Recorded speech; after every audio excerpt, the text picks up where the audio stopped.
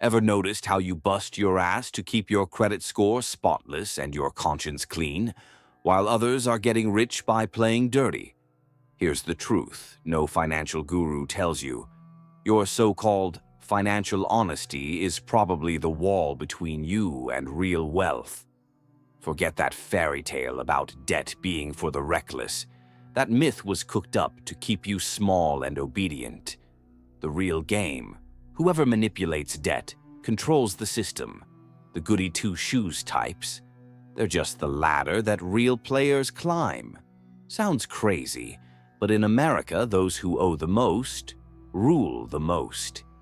It doesn't matter what your economics teacher or motivational podcast said, because in the real world, debt is power, not punishment.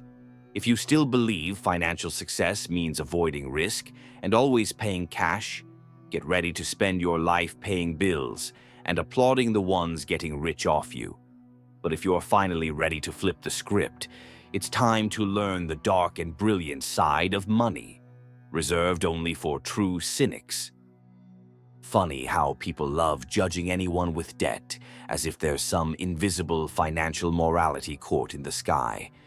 In reality, that morality is designed to keep you broke, not safe.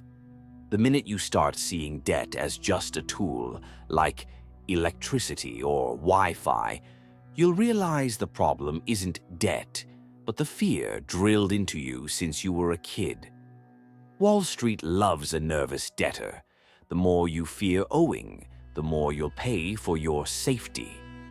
Diogenes would have laughed. Financial morality is a leash for the masses, not for those who want to be free.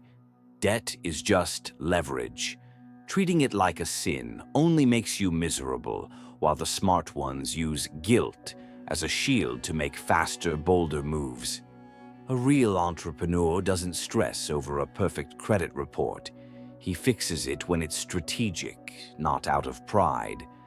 Some people brag about being debt-free, but their checking account is always empty and their excuses never stop. Here's the real trick. Turn debt into an ally, not an enemy. That's the mindset that separates the bosses from the workers. Real-life example. Imagine someone who uses a 0% APR credit card to invest in a course that doubles their income in 3 months. They don't lose sleep over owing money. They see potential, not a burden. Meanwhile, responsible folks save every penny and miss out, waiting for moral permission that'll never come. The difference between a slave and a master. The guts to use debt as a tool, not a sentence. Anyone waiting for financial morality to green-light their move is just making the bank richer. Take another example. Big-shot real estate investors borrow millions and sleep like babies. Not because they're reckless, but because they know strategy pays the bills, not morality. They buy rental properties, use tenant rent to pay the mortgage, and keep the equity growing. Meanwhile, debt judges binge Netflix and gossip about risk-takers. Cynics know debt is a weapon, not a punishment. So here's the trick. Destroy that financial morality before it destroys you. Because at the end of the day, those shackled to financial ethics always end up footing someone else's bill and smiling, thinking they did the right thing. Next up, cynical leverage. How to use other people's money to get rich. But that's only for those ready to ditch the victim card and take control. Here's a secret the system never wants you to know. Fortunes are built with someone else's money. While Main Street worries about paying off credit cards, the real players use banks' cash to multiply their assets. The magic is simple. Debt isn't your enemy. It's your launch pad if you know how to use it. Ever heard, whoever owes can't sleep? Total lie. Those who know how to owe sleep on silk sheets. The rich rarely use their own cash to get richer. They use OPM, other people's money. If you're still obsessed with paying off every last dollar, you're playing the loser's game. The bank can be your best friend, not your executioner, when you know how to turn debt into investment. For example, buy a rental property with a mortgage, then let the tenant's rent cover the payment. Simple, right? But only a few have the guts to actually see it that way. Here's the brutal, brilliant logic. If you pay interest, you're serving the system. If someone else pays interest for you, you're running it. Stop seeing credit as a trap. See it as leverage. That's how companies, empires, and side hustles are built. Good debt brings money in, not out. So before you empty your savings to pay off bills, ask, is there a way to make this debt work for me? That's the question that separates amateurs from strategists. In America, spending money that isn't yours can be the first step to serious wealth. If you put that borrowed money to work for you, banks, investors, and hedge funds all want to lend to people who multiply it. Smart folks know credit is an attack weapon, not a shield. If everyone's obsessed with killing their debt, it's because no one ever showed them how to make debt make them rich. Mental shift. Every time you use credit, think like a tycoon. Your goal isn't to pay off, it's to multiply. The big shots borrow to open franchises, launch startups, or buy blue-chip stocks. Not for a fancy car. A cynic isn't embarrassed about owing money. He's embarrassed about being naive. Still think you're in control? Get ready. Next, you'll learn how to use debt to manipulate the very people who think they're manipulating you. Here's a nasty truth. Lenders think they're in charge. Ironically, it's those who master the debt game that actually pull the strings. You know that bank manager who acts like a boss when you apply for a line of credit? He thinks he's holding all the cards. But a true cynic uses that illusion to turn the entire system upside down, turning the lender into a puppet. Look at real investors. They're not afraid of debt. They're afraid of losing negotiation power.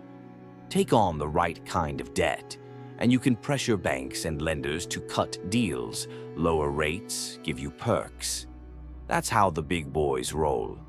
No apologies, no fear. Real example, corporations owing millions get massive discounts just because the bank can't afford to lose them. Try that when you owe $500 and act desperate. It's never going to happen. Diogenes didn't have banks or checkbooks, but he could make kings feel small. Same in modern America. Financial ties are power ties. You don't have to take the first loan offer or cave to threats from Experian or Equifax. Use your debt as leverage. You want your money? Play by my rules. Only a handful have the nerve for this, but that's what separates the slaves from the masters. Another one. Ever notice how big businesses get crazy long payment terms, but the little guy always hears no? It's all about attitude. Instead of apologizing for owing, act like you're a partner in the deal. The bank needs you as much as you need them. If you walk, they lose too. That flips the whole game. The lender starts relying on the borrower, not the other way around. How far can you push this? Imagine turning this dynamic into cash flow, investing where the average person's mediocrity is your profit. Next, you'll see how to rake in money from real estate, cars, and even other people's need to show off. Not as a slave, but as the manipulator behind the curtain. Few realize how much money there is to be made off other people's weaknesses. While most Americans load up on debt to drive a new F-150 or buy a suburban McMansion, the cynic sees pure opportunity behind the vanity. It's not about having the flashiest ride, it's about owning the car that everyone else wants to rent. There are crowds ready to finance your luxury, thinking they're winning. That's when you quietly build wealth off their desires. Ever notice banks love lending to people who want to consume, but treat real investors like royalty? The difference is focus. Most use financing to buy things that drop in value. The cynic uses the same credit to buy assets that appreciate. Practical example: invest in rental properties. Use the tenant's rent to pay off the mortgage and watch your net worth climb. The status buyer is trapped. The investor is free. With cars, the game is similar. Don't buy a new truck to look cool. Buy vehicles to rent out for Uber, Lyft, or to fleet companies. While the status seeker pays insurance and registration, you collect monthly income. It's all about keeping cash flowing your way, not into someone else's pockets. Debt in this world is just a multiplier, not a burden. Showing off is for the crowd. The backstage of wealth is quiet and strategic. Average people buy liabilities to flaunt. Savvy ones buy assets and count the returns in silence. Every time someone brags about their new ride or home, a cynic quietly smiles, knowing each flex is another brick in his financial fortress. Use their emotion to build your financial freedom and start a cycle of investments. Here's the million-dollar question. How do you become indispensable to America's financial and political system using your own debt? It's not enough to profit off others' mediocrity. You need to position yourself as a key player in the economic chess game. Next, you'll discover the hidden power of debt and how to master the board like the true manipulators. Here's the layer almost nobody sees. The bigger and smarter your debt, the more essential you become to the system. The pros don't avoid owing. They owe so much, so strategically, that the system starts working for them. No bank chases down someone who owes $1,000, but they'll move heaven and earth to keep the client with $10 million in loans happy. When your debt keeps the gears spinning, you're no longer a number. You're at the core. That's the huge difference between the desperate debtor and the indispensable one. The desperate get hounded by collection agencies and auto dialers. The indispensable get exclusive credit lines, executive invites, and VIP deals. Companies working with big leverage negotiate with bank VPs, while the average Joe begs for a few extra months. Build your financial relationships so that you're crucial to cash flow, and even your creditors will root for your success. The real trick: use debt to expand your political and financial reach.